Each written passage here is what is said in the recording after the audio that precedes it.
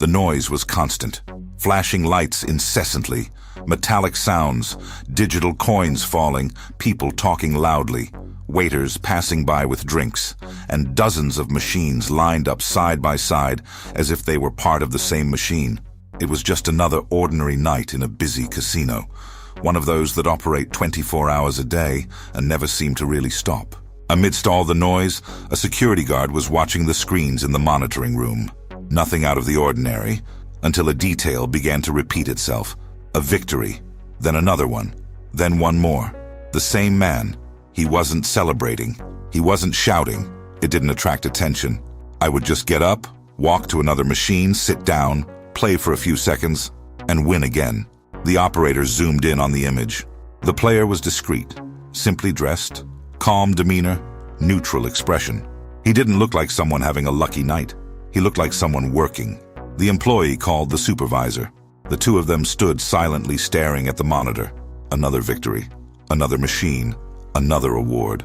The supervisor asked to rewind the footage for a few minutes, then a few more. Then he switched to another camera in another section of the casino.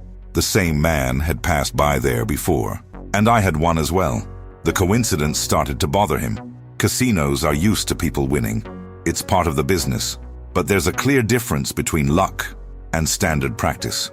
That night, for the first time, someone in security began to suspect that something was wrong. The internal report was opened while the shift was still in effect. The player's name was noted. The time of the plays was recorded, and the machines he used were marked for analysis. What no one imagined at that moment was that this wasn't the first time, and it wouldn't be the last one either.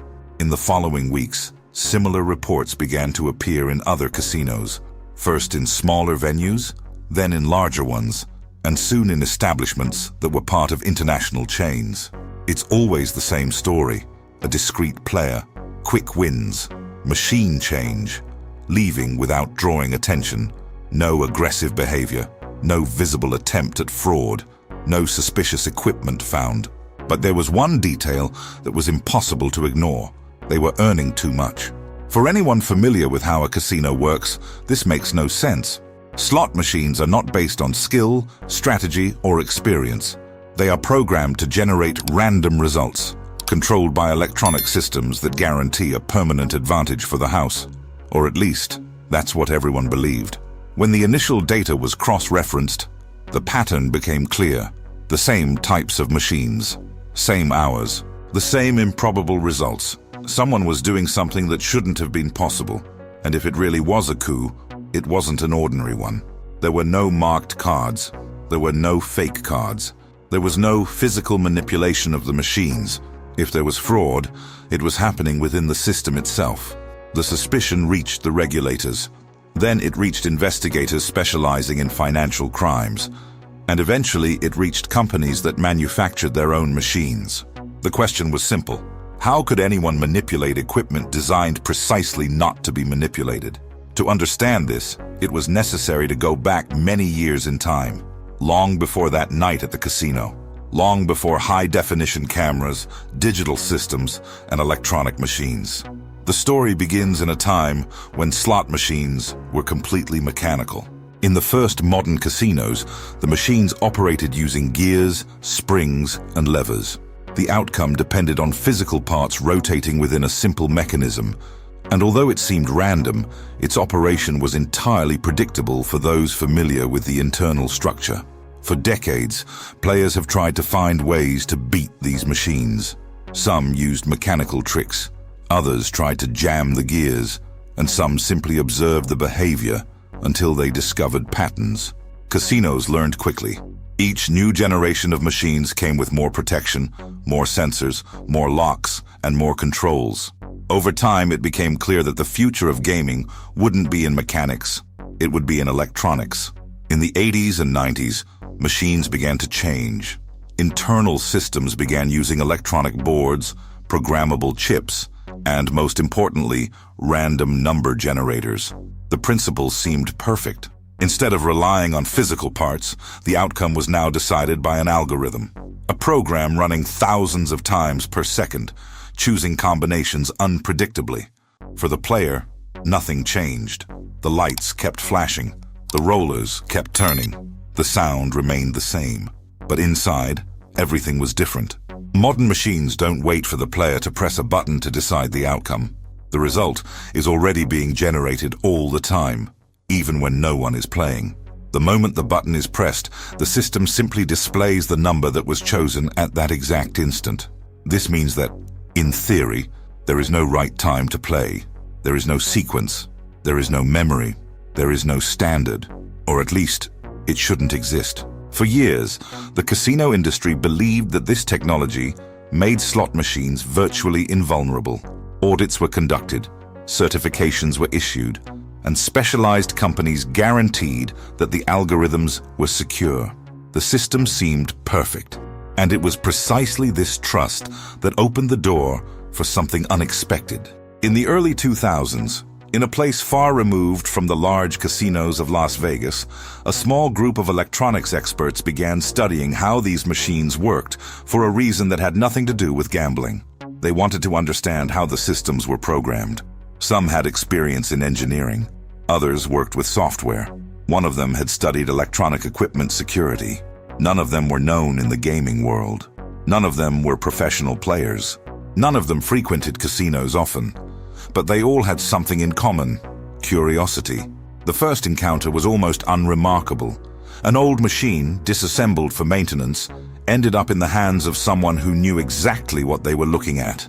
Inside, it was a plaque, a chip, a program recorded in memory. Nothing very different from any other electronic device. But for those who understood programming, it wasn't just a casino machine.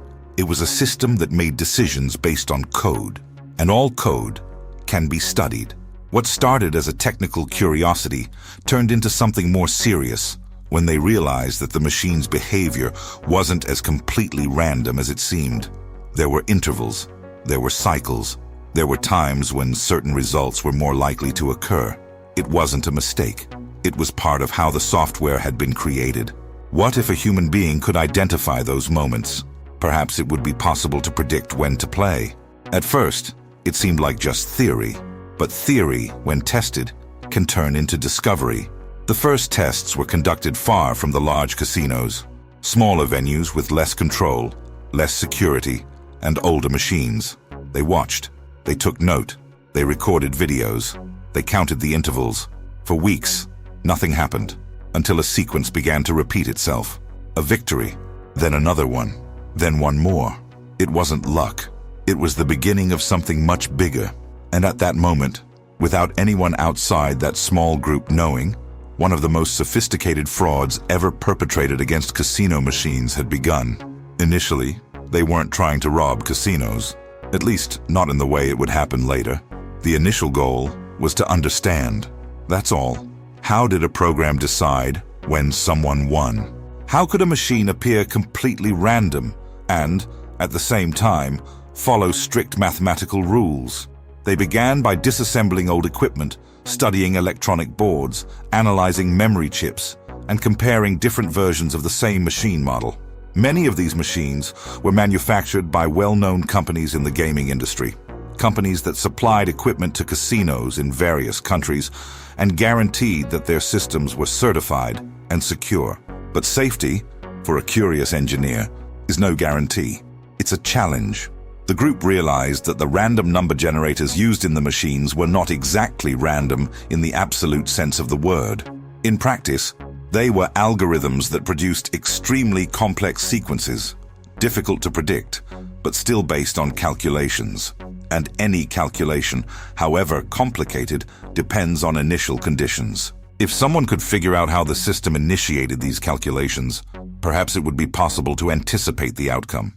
In the first few months, nothing seemed useful. The tests were slow, the results confusing, and often they spent entire days analyzing data that led nowhere.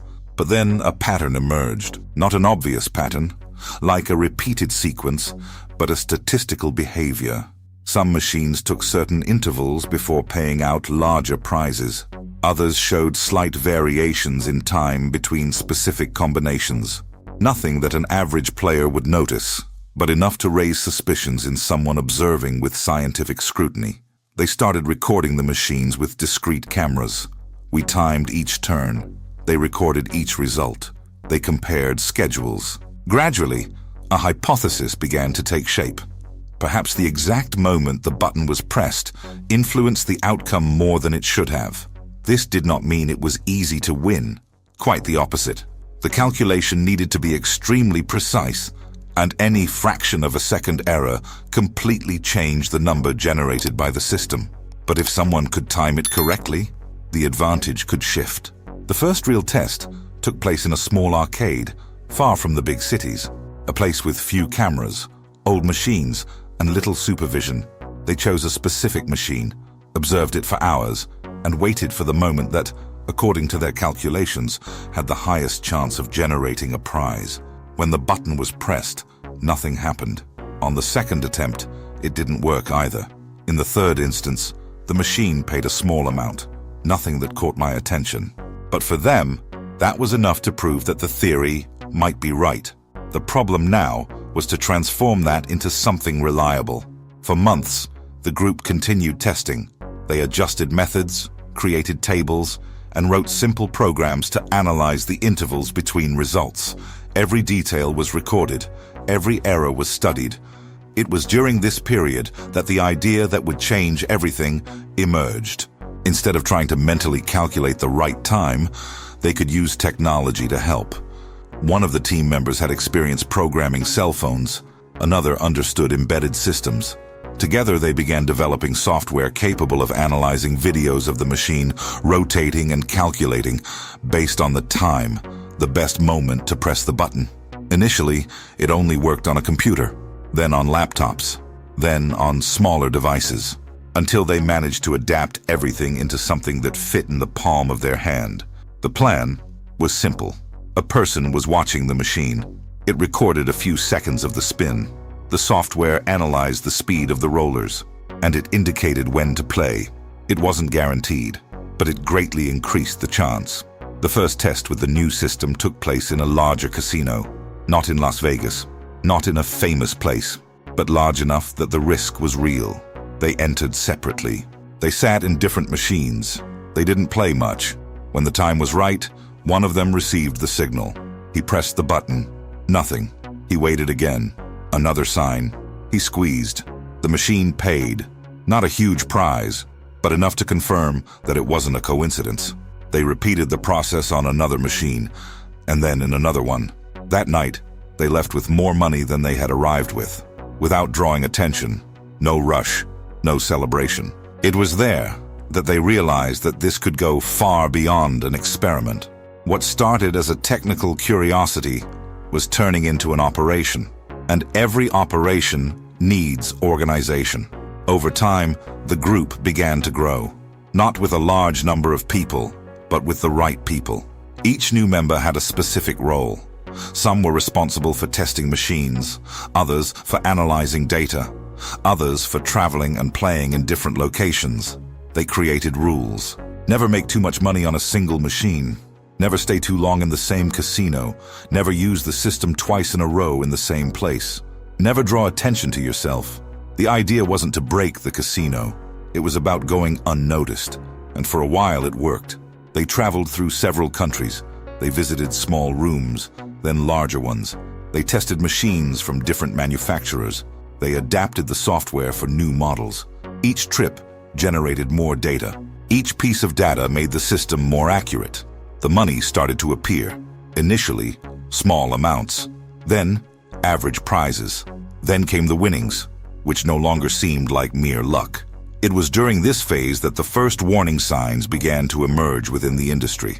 Casinos keep detailed records of everything.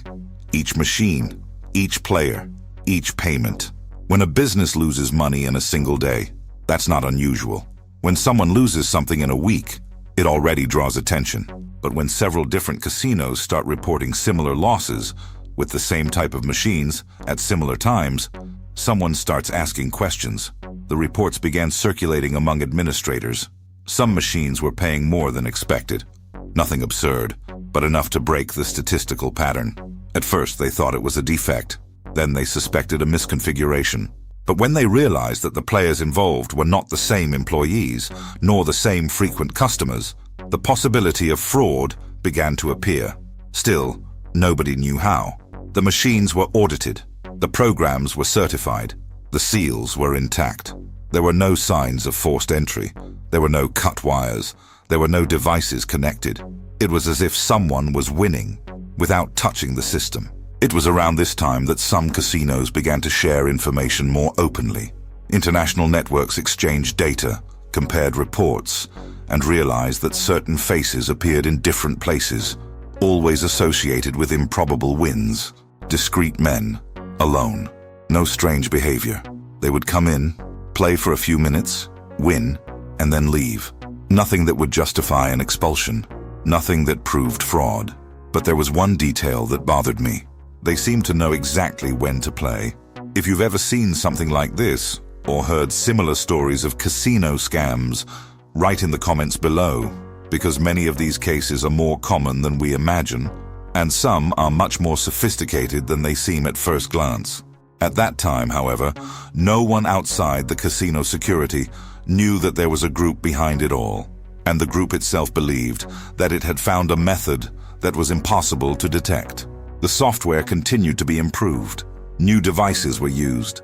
The process became faster, more discreet, and more efficient.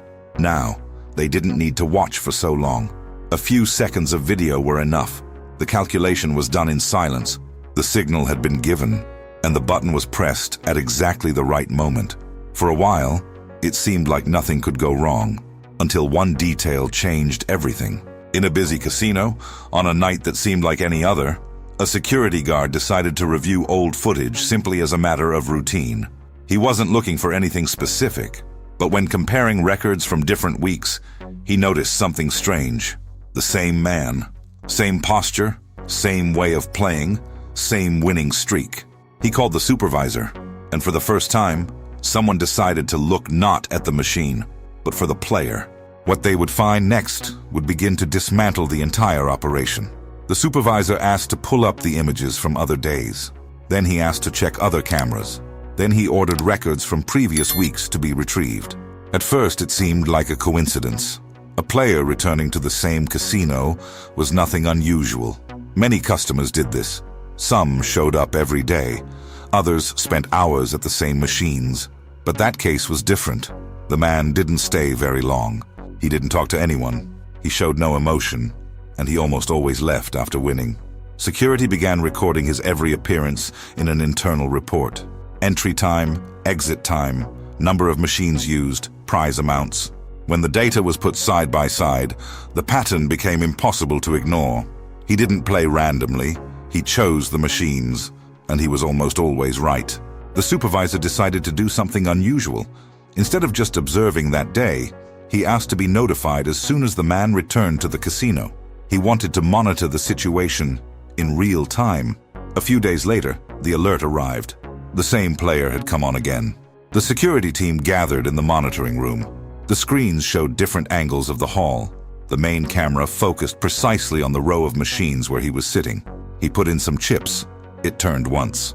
Nothing. He turned another one. Nothing. He stood up. He walked over to another machine. He sat down. He waited a few seconds, staring at the screen, as if he were paying attention to something that no one else could see. He pressed the button. The machine paid. The supervisor didn't say anything, but asked to record everything. Every movement. Each machine change. Every victory. After a few minutes, the player got up and headed towards the exit, as he always did. He didn't run. He didn't look back. He didn't try to hide his face. It seemed completely peaceful, but at that point, security had already decided that it wasn't just luck. The report was sent to the casino management, and management decided to take it further. Instead of handling the case internally, they contacted other establishments in the same chain. They wanted to know if anyone had seen that man before. The response took a few days. When he arrived, he brought more questions than answers. Another casino in a different city had registered a player with similar behavior. It wasn't confirmed that it was the same person, but the descriptions were very similar. A discreet man, frequent winnings, short stays. A third establishment reported something similar. That's when the suspicion ceased to be local and began to be treated as a potentially bigger problem. Casinos compete with each other, but when there is a possibility of fraud, they cooperate. This is especially true when it involves slot machines, because the same model can be installed in dozens of different locations. Reports began circulating among security teams, manufacturers, and regulatory bodies. No one was openly talking about a coup yet, but the word started to surface in private conversations. Something was happening, and nobody knew exactly what it was. Meanwhile, on the other side, the group continued traveling. They believed they were being careful. They never returned to the same casino with the same person in short intervals. They changed cities, changed countries, switched hotels, used different routes. The system was working. The software was getting faster and faster. The most accurate calculations, the most reliable signals. Now they no longer had to rely solely on observation. The program could identify the machine's behavior in just a few seconds. All it took was recording a short segment of the rotation, and the algorithm did the rest. The player received an indication of when to press the button. Nothing more. Without touching the machine, without opening anything, without leaving a mark. That was precisely what made it so difficult to detect. To the casino, he just seemed like someone who was lucky. But luck has its limits. And when someone starts exceeding those limits frequently, the math gives it away. Some manufacturers were called in to analyze the machines for which they had paid higher than expected prices. Technicians opened the equipment, checked circuit boards, tested software, and verified seals. Everything seemed normal. No defects, no changes, no signs of intrusion. The algorithms were intact. This made the situation even stranger. If the machines hadn't been altered, so the problem was somewhere else. It was at that moment that one of the analysts suggested something that seemed unlikely. Perhaps someone was predicting the outcome. The idea seemed absurd. Random number generators were designed precisely to prevent this. They ran continuously, thousands of times per second, and the result depended on the exact moment the player pressed the button. But precisely because it depended on time, there was a variable, and variables can be studied. From there, the research changed direction. Instead of looking for hidden devices or physical flaws, they began to analyze the behavior of suspected players in much greater detail. How many seconds did they spend staring at the machine? How many times did they spin before winning? How long did they wait between one play and the next? The videos were watched multiple times. In some cases, it seemed like the player was waiting for something. In others, it seemed like he was counting in his mind. In others, he would simply stare at the screen without touching anything for a few seconds. None of this proved fraud, but that didn't seem like normal behavior either. Meanwhile, the group was already working on a new version of the system. They knew that the more they used it, the greater the risk would be. That's why they started studying ways to make the process even faster and more discreet. One of the team members suggested using smaller devices that could be easily hidden. Instead of analyzing long videos, the software would work with short samples, captured almost imperceptibly. This would allow gambling in larger casinos with more security and increased surveillance. The plan was risky, but the reward was also greater. It was at this stage that they decided to try it in one of the most controlled places in the world, Las Vegas. Not the tourist center, full of occasional visitors, but it's a casino known for having modern machines, strict oversight, and advanced monitoring systems. It was exactly the kind of place where nobody would imagine that a scam like that could work. The trip was carefully planned. They arrived on different days. They stayed in different hotels. They entered the casino at different times. The first test was done without using the system, just to observe the machines.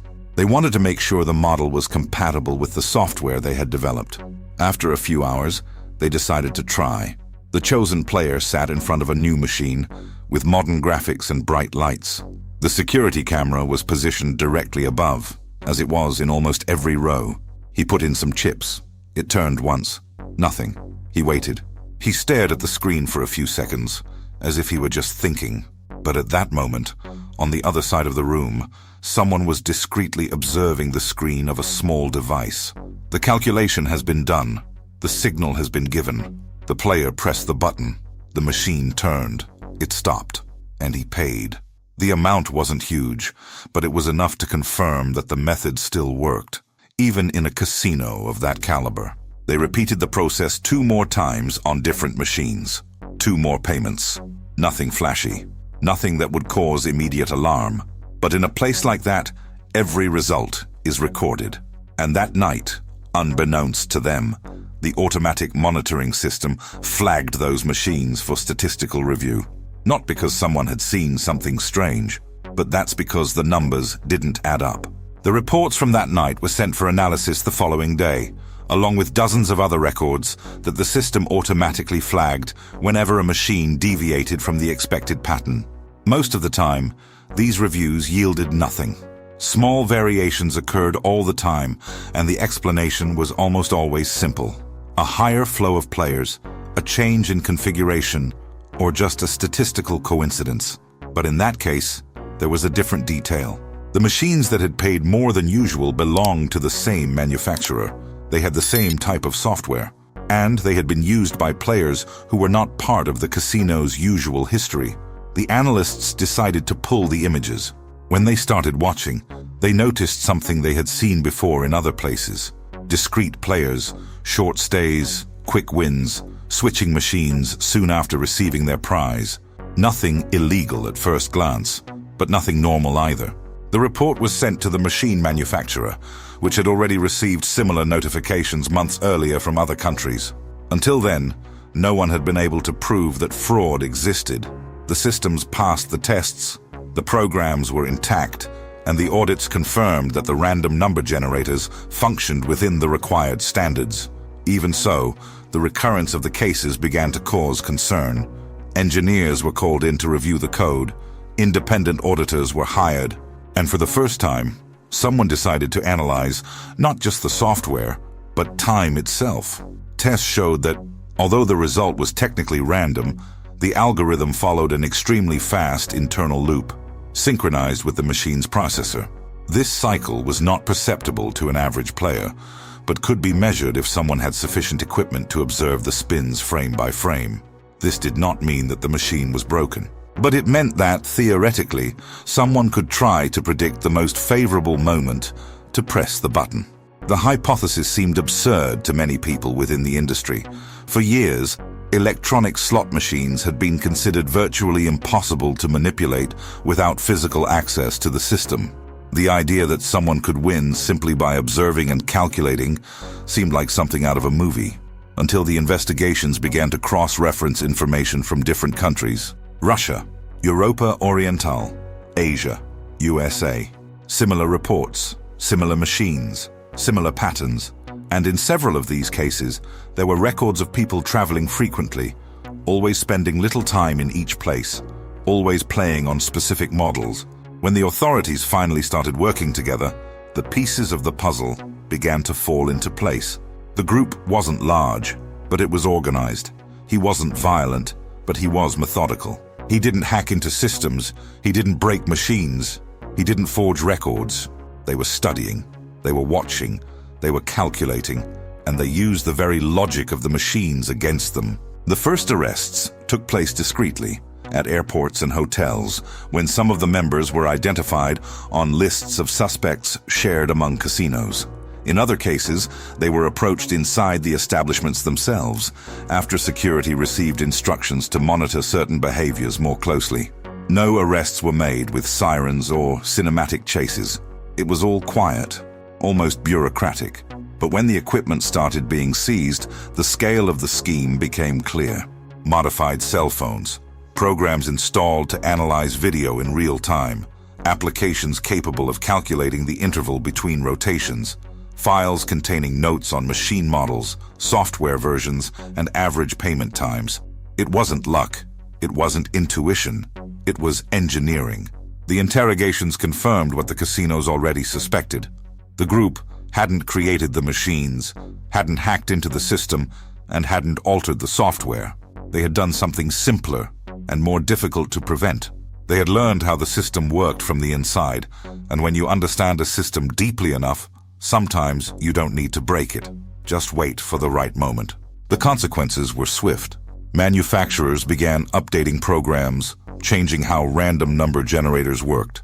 Some models received fixes to prevent the time between cycles from being accurately measured. Others started using more complex synchronization methods, making it impossible to predict any pattern, even with external analysis. Casinos have increased monitoring. New training sessions were conducted with security teams. Reports began to be shared more frequently. Players who exhibited repetitive behavior began to be observed more closely. The industry didn't like to admit it, but that fraud had exposed an uncomfortable truth. The machines were not invincible. They never were. They were only as safe as the people who designed them. And every time someone designs a system, there's a chance that someone else will understand it better than expected. Some members of the group were convicted, others disappeared, and some were never officially identified.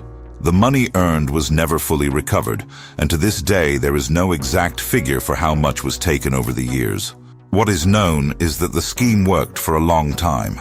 Enough time to travel through various countries, various casinos, and various slot machine models, without anyone realizing exactly what was happening. Today, slot machines are more modern, faster, and more complex. The algorithms are more protected. The security systems are more advanced. But the logic remains the same. Anywhere there is a game based on mathematics, someone will try to understand mathematics. And anywhere there is a system considered impossible to beat, there will always be someone trying to prove otherwise. If you've made it this far, you've probably realized that some of the most impressive stories in the casino world don't happen at poker tables or during the high-stakes games shown on television. Often, they happen quietly, in front of an ordinary slot machine, with someone who seems like just another player among many others. If you'd like, you can subscribe to the channel, because there are still many stories like this. Real cases, investigations, scams, huge bets, and things that seem unbelievable, but actually happened. And if you watched until the end, leave a comment, so I know you enjoy this type of longer documentary. There's another video on this channel that follows the same line, showing an even stranger case involving money and betting, and it's worth watching after this one. Because in the world of games, the rule is simple. The home team always wins, but every now and then, someone learns how the house thinks.